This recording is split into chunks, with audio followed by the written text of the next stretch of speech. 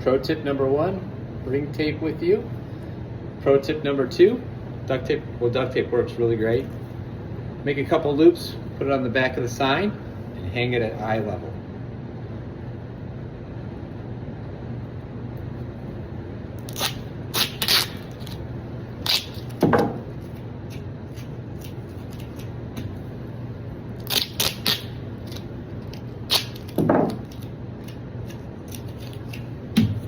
Tape is on. Hanging the sign nose level. Make sure it's level. There we go. Nice and easy. Another pro tip for hosting a great career fair is introducing yourself when the companies arrive with a quick hello. Show them where their table's at and ask them for a business card. Do this right when they arrive and do it very lightly. What you can say is, hey, thanks for being here tonight. If you don't mind, can I grab a business card from you? And that business card you'll have in your pocket so you can introduce them and set the lineup of the presenters and have that ready to go. And you can just read their name and read the company name when you introduce them from the podium. Another pro tip, in your box will be sign-in sheets and 1 or 2 of these pieces of paper that say, please sign in. Take a piece of tape and put one of those signs, if you have it, on the door here. This will keep candidates from walking in because they start to arrive at about 10 minutes till the job fair starting, and you'll start to see people gather up outside. But that sign helps you from having people walk in as you're trying to get the room ready for the event. All right, another pro tip, 2 things on the room setup. First of all, here tonight, I've got about 30 chairs out, and I think we'll have 35 to 40 candidates. Don't stress about having a chair for each candidate. It'll be okay. Many times they'll stand or find a chair near another table. The other thing with tonight, I walked in the room here, we have 6 companies tonight, but we had 8 tables out. That's okay. I left some of the tables out just to create a little intrigue. So as you'll see, one of the tables doesn't have a sign, and that's okay. It kind of keeps the candidates thinking about that. So wouldn't stress about the exact number of tables. If it's more than 1 or 2 blank ones, then yes, we need to ask the hotel staff to bring it out.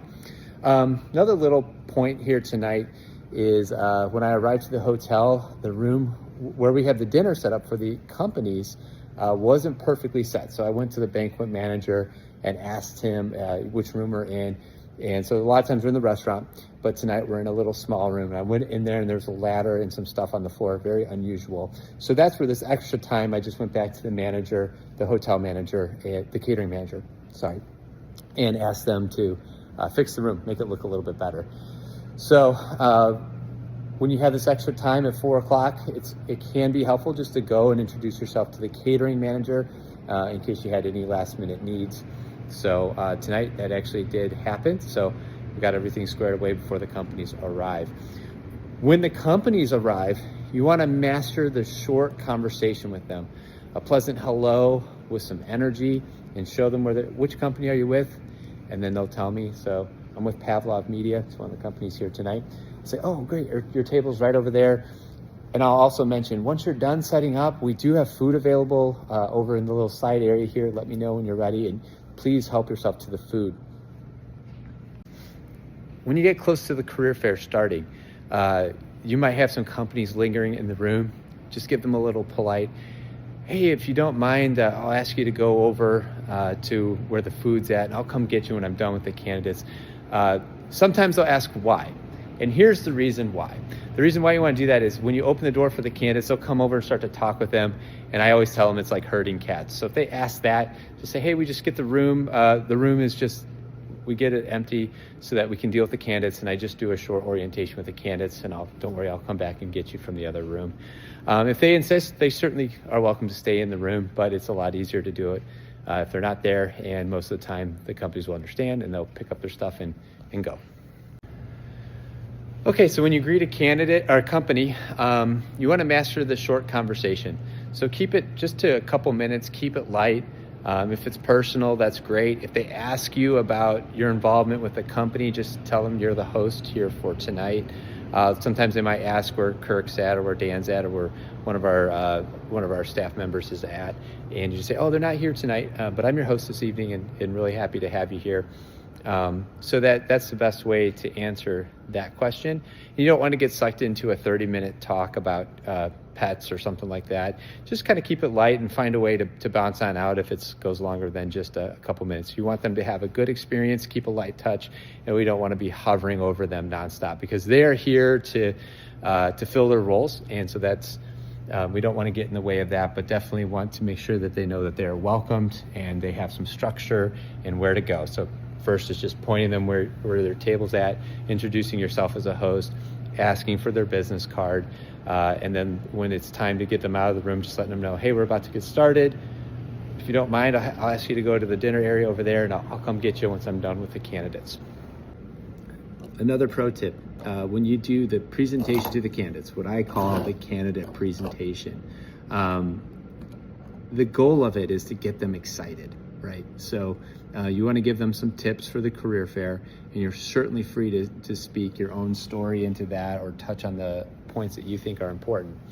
But at the end, with our format, what always works best is when you're done with your last point, ask the candidates to stand and find someone that they didn't come here with and greet your neighbor, get to know someone else, start the networking off. And this always brings the energy up in the room. They start to laugh. I typically will say a little joke like, find someone you don't know and tell them they look great and thank them for being here, and then you'll feel the energy pick up. All right, so I just finished the company presentations portion of a career fair. And a couple things that can come to mind. Have a little signal for your company speakers. Tonight I had two go a little bit long. So I'll do a thumbs up or I'll wave a little card. And they see that and they started to wrap up their presentation. So time their presentations if you have your phone. Give them a little cue to wrap up their presentation. Yeah. So at the career fair tonight that I'm at, one of the companies didn't show. It was a surprise. We were expecting them to be there. So what I did at the end of the presentations is I wrapped up with the last presenter. I said, Mr. So-and-so is our last presenter. This company over here didn't show up, but they are hiring. Please leave a resume if you're interested in that opportunity. It's just one little light thing you can do there at the end if a company doesn't show, which does happen from time to time. It's not common, but it does happen. I'm also going to touch on a couple candidate questions. So what you can expect to hear from candidates is, hey, this was great. When's the next one? And we will automatically send an email alert when the next one is scheduled. So just tell them, hey, it'll be scheduled in the future, and you'll get a notification on it. And they'll say, great. One other question you might get is, do you do any of these career fairs for other types of roles, like IT? The answer to that is no, we don't do that, but other companies might.